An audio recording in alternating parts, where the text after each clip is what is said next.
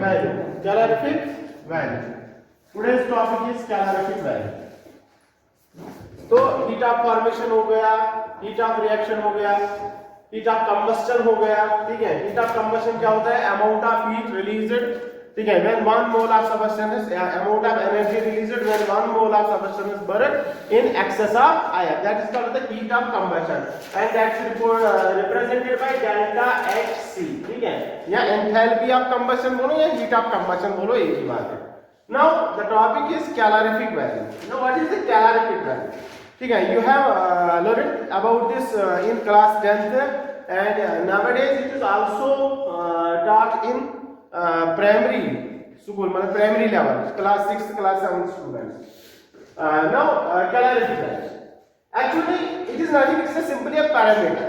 Calorific value is a parameter, it is a parameter, it is a parameter to determine the efficiency of fuel, efficiency of fuel, ठीक है। कौन fuel कितना efficient है, ये हमें कौन बताता है? Calorific value. कैलोरीफिक वैल्यू जिस फ्यूल का जितना ज्यादा होगा उतना ज्यादा वो अच्छा फ्यूल होगा, ठीक है। हम कब बोलेंगे कोई फ्यूल कब अच्छा है, कब मतलब ये कब अच्छा नहीं है, ठीक है, वो हम ये बताएंगे कौन फ्यूल ज्यादा एनर्जी रिलीज करता है, ठीक है। अब यहाँ पर इसका जो असल में मकसद है, जो डेफिनेशन है वो है amount of heat released.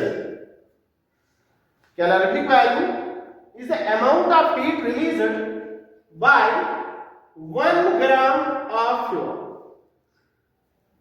Amount of heat released, ठीक है, या when 1 gram of fuel is burned in excess of air, या by 1 gram of fuel, 1 gram fuel कितना एनर्जी रिलीज करता है, that is called, it is calorific value। बात आ रही समझ में, ठीक है। 1 ग्राम फ्यूल कितना एनर्जी रिलीज करता है, that is called the calorific value, ठीक है। या which fuel is better, कौन सा फ्यूल बेटर है, वो कैलोरीफिक वैल्यू बताएगा। higher is the calorific value, higher is the calorific value, ठीक है। तीसरा पॉइंट ऐसे करके लिखो, higher is the calorific value, higher is the efficiency of fuel, higher is the efficiency of fuel, ठीक है। For example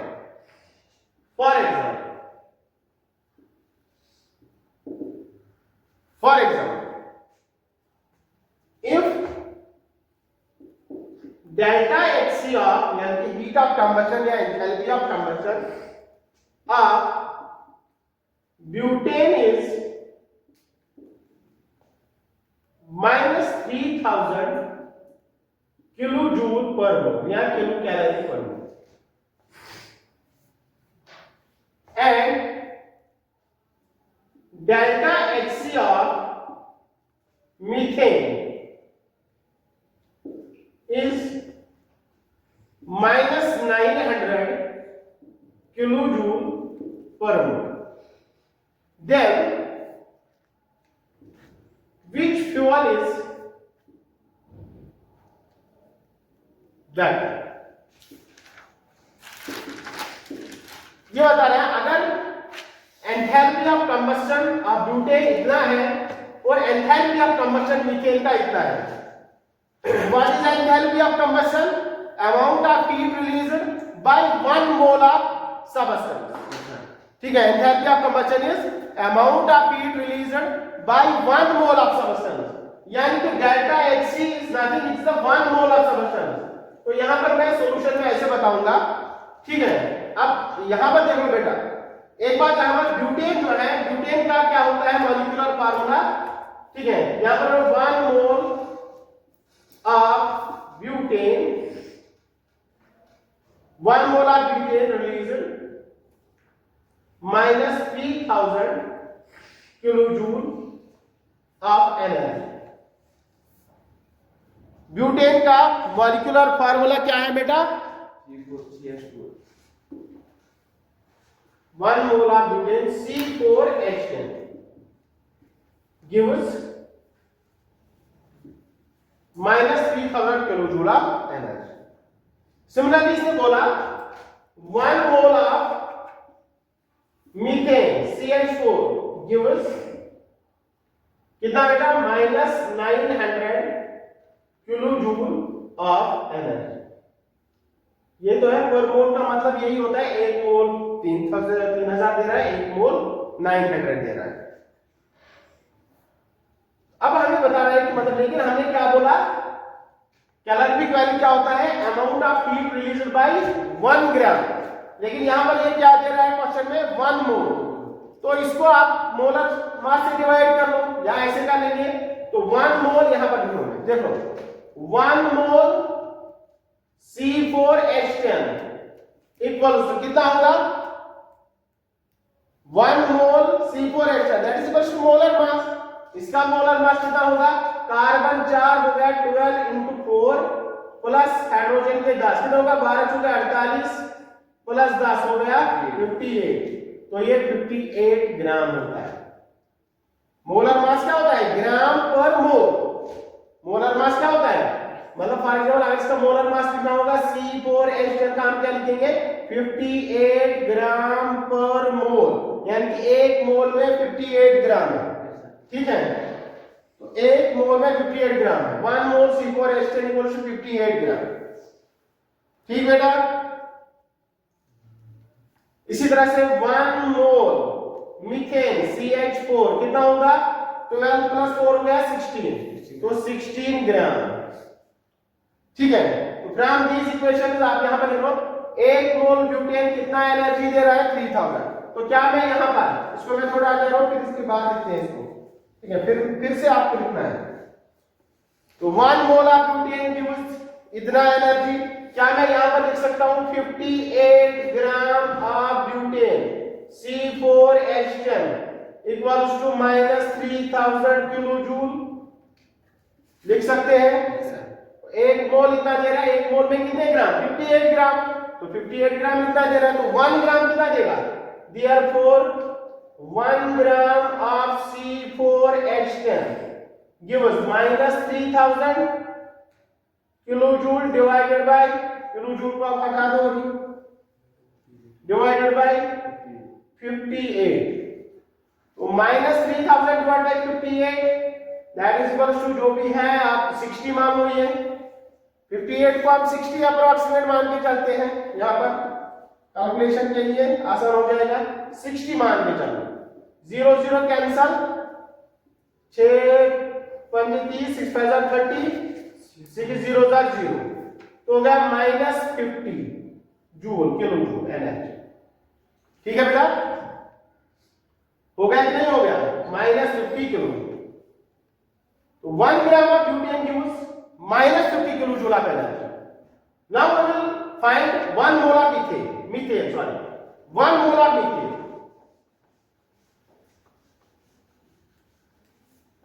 one mole of methane, यहां पर देखो 1 मोल ऑफ मीथेन कितना दे रहा है बेटा?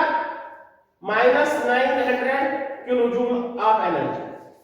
1 मोल ऑफ मीथेन कितना है? 16 ग्राम। तो इसका मतलब 16 gram of methane CH4 gives -900 kilojoule. तो 1 ग्राम कितना देगा? -900 डिवाइडेड बाय 16, -900 डिवाइडेड बाय 16। तो ये कितना होगा? दैट इज इक्वल्स टू 4 4 16, 4 2 8, यहां पर आ गया एक 10, 4 2 8, 2 4 5 20। ठीक है, तो इसके बाद 4 5 20, तो इसमें से 2 यहां पर 25, 4 6 24 पॉइंट जो भी है 4 2 8, तो यहां पर आ रहा है 56.2 kilojoule. Now 1 gram of C4H10 gives -50 kilojoule of energy, और 1 ग्राम ऑफ मीथेन कितना दे रहा है? 56.2 किलोजूल ऑफ एनर्जी। तो इसका मतलब ज्यादा कौन एनर्जी रिलीज कर रहा है? मीथेन। कर रहा है कि नहीं कर रहा है? मीथेन कितना कर रहा है? 56.2। ब्यूटेन कितना कर रहा है? -50। पहले ऐसा लग रहा था कि C4H10 का मास तो ज्यादा है। C4H10 का 1 मोल का मास कितना है? 58 ग्राम, और इसका मास कितना है? 16 ग्राम। ऐसा लग रहा था शायद ब्यूटेन ही ज्यादा एनर्जी रिलीज करेगा क्योंकि मास ज्यादा है, ठीक है। लेकिन ऐसा नहीं है, हमें देखना है 1 ग्राम। क्या देखना है बेटा? 1 ग्राम है। फॉर एग्जाम्पल यहां पर मैं बता रहा हूं, फॉर एग्जाम्पल आप लोगों ने ले लिया 1 ग्राम, आप लोगों ने ले लिया कोल, ठीक है। 1 ग्राम आप लोगों ने ले लिया क्या? कोल, और आप लोगों ने ले लिया 1 ग्राम वुड, 1 ग्राम वुड। फिर आपको देखना है कि किसकी एफिशिएंसी ज्यादा होगी। कोल आपको ज्यादा हीट देगा कि वुड आपको ज्यादा हीट देगा, ठीक है। That is called it is calorific, ठीक है। आप लोगों ने पेट्रोल ले लिया, फॉर एग्जांपल पेट्रोल ले लिया आप लोगों ने 1 लीटर, और डीजल ले लिया 1 लीटर। आपको देखना है इसका 1 ml कितना देगा और इसका 1 ml कितना देगा एनर्जी। अगर 1 ml पेट्रोल पर 10 किलोमीटर गाड़ी चल रही है, या 1 लीटर पेट्रोल पर गाड़ी 10 किलोमीटर चल रही है, और 1 लीटर डीजल पर गाड़ी 5 ही किलोमीटर चल रही है, तो एफिशिएंसी किसकी ज्यादा है? पेट्रोल की, ठीक है। वही होती है कौन सा फ्यूल बेटर है, तो यहाँ पर ग्राम में देखिए, पर लीटर में, ठीक है। तो ऐसे करके यहाँ पर मीटर क्यूब है, ऐसा होता है। तो 1 ग्राम फ्यूल कितना एनर्जी रिलीज करेगा? That is called it is calorific value.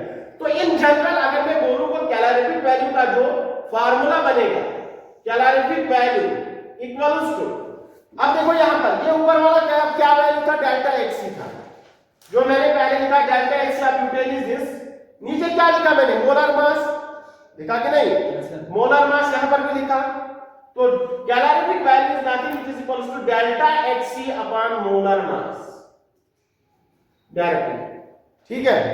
Calorific value is equals to delta Hc upon molar mass. Is that clear now?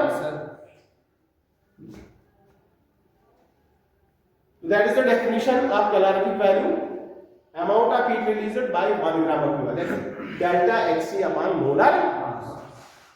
तो यहाँ पर तो मैंने ऐसे करके कंसेप्ट क्या है तो एग्जांपल करके बता दिया, तो आप लोग डायरेक्टली भी निकाल सकते हो।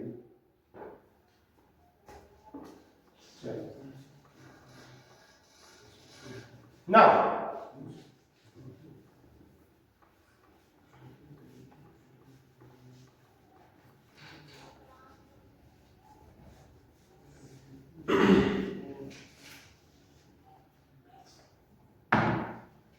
definition डालो, enthalpy of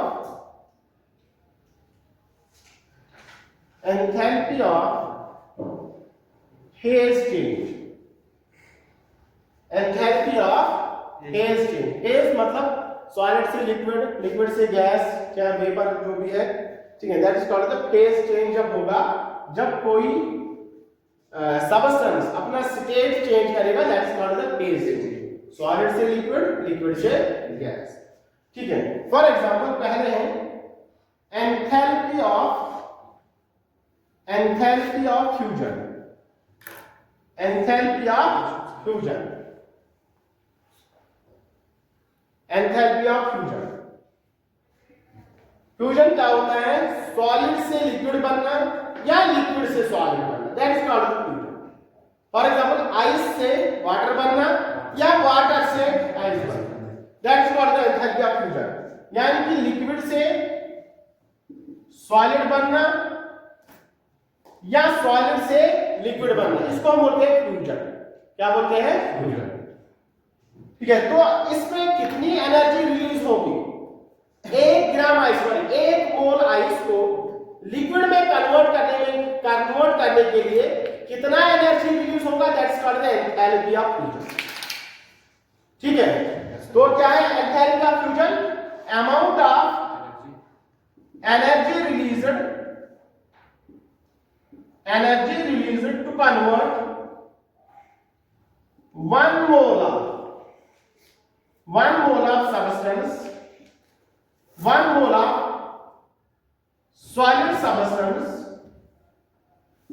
solid substance into liquid, that is called the enthalpy of fusion. और ये रिप्रेजेंट करते हैं डेल्टा एच फ्यूजन से। इट इज रिप्रेजेंटेड बाय या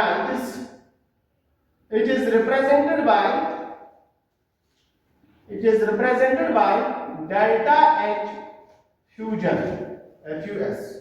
यह पूरा लिख लो, delta H fusion. Delta H हो गया हीट ऑफ फॉर्मेशन, ये फ्यूजन लिखना पड़ा है FUS, ठीक है।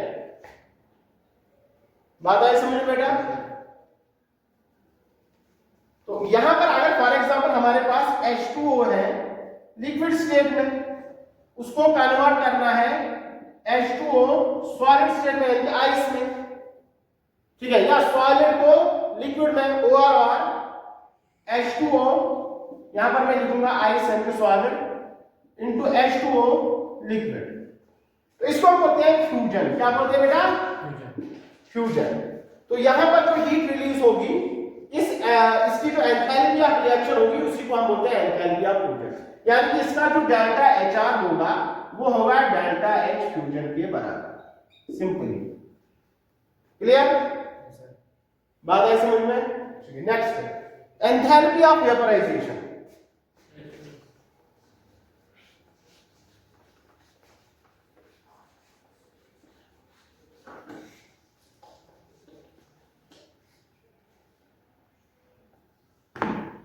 Next is enthalpy of vaporization. Enthalpy of vaporization is denoted by delta H VAP.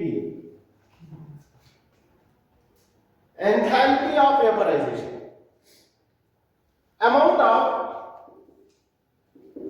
of heat or energy released, energy required, यहां पर तो वेपराइज करने में रिक्वायर्ड लगेगी, ठीक है। Amount of heat required to convert 1 mole of liquid into vapour, ठीक है। लिक्विड से वेपर बनाना that is called the enthalpy of vaporisation, ठीक है। तो वेपराइज या गैसियस स्टेट में लिख सकते हैं अमाउंट ऑफ हीट और energy but 1 mole of liquid into gaseous state, ये भी लिख सकते हैं वेपर और गैसियस स्टेट, ये भी लिख सकते हैं।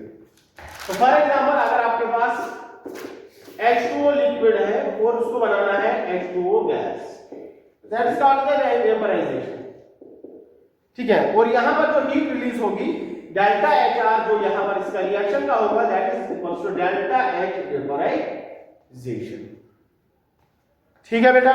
सिंपल डेफिनेशन है। Third one is enthalpy of sublimation.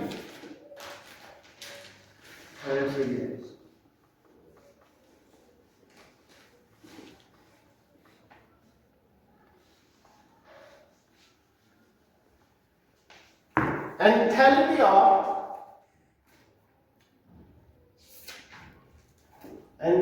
of sublimation। sublimation क्या होता है? जब सॉलिड से डायरेक्टली कन्वर्ट होगा गैस में, that is called the enthalpy of sublimation, ठीक है। तो इसको हम कहते हैं डेल्टा H सब्लिमेशन, सब ठीक है, डेल्टा H सब्लिमेशन। तो amount of energy or heat released when 1 mole of solid substance directly converts into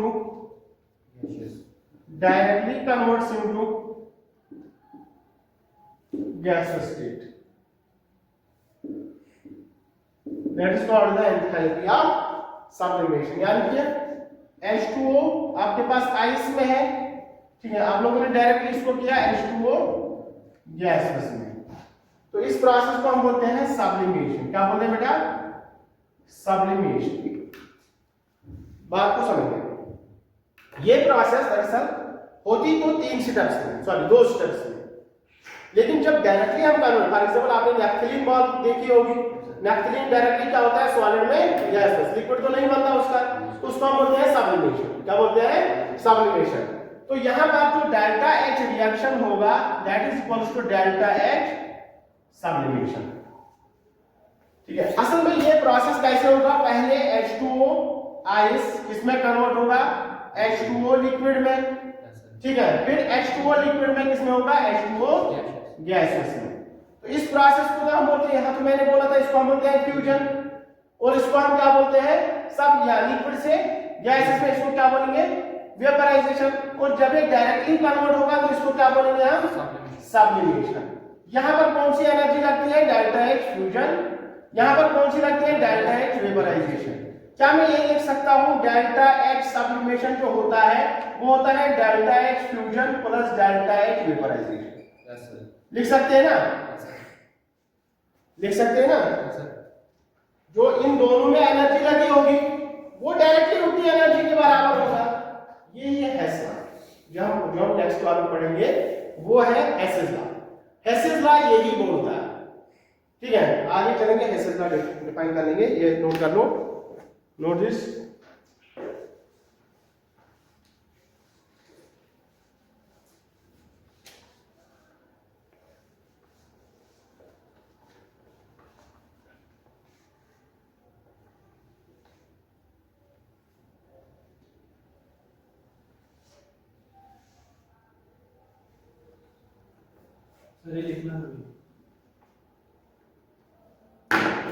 Next topic is Hess's law.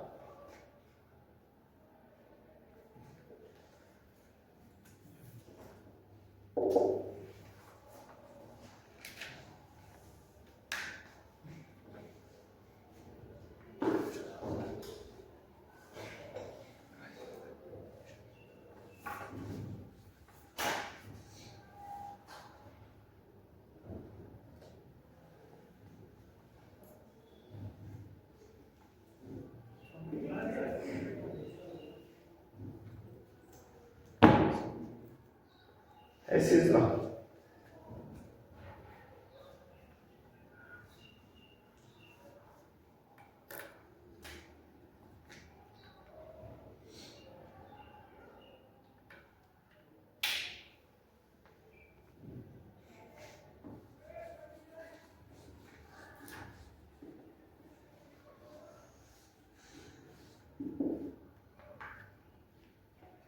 मिला दे बेटा? Yes sir. Yes sir. Now a very important topic, that is